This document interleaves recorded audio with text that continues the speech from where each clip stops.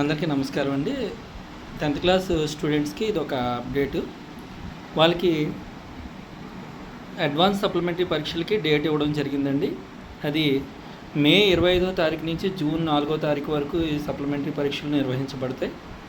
ఎవరైతే ఎగ్జామ్లో ఫెయిల్ అయ్యారో ఆ విద్యార్థులకి మళ్ళీ ఇంకో అవకాశం ఇవ్వడం జరిగిందండి.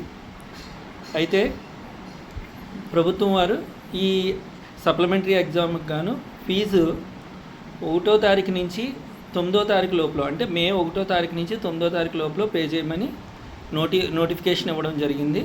ఒకవేళ లేట్ అయితే కనుక, అంటే 25వ తారీఖు వరకు, మే 25వ తారీఖు వరకు 50 రూపాయలు ఫైన్తో చెల్లించవచ్చు. 50 రూపాయలు ఫైన్తో చెల్లించుకునే అవకాశం ఇచ్చారు.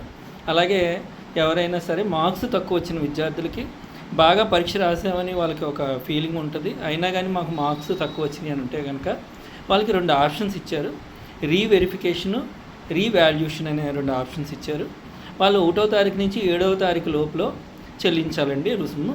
అంటే రీవెరిఫికేషన్కి ఏమో వాళ్ళకి 1000 రూపాయలు చెల్లించాలి.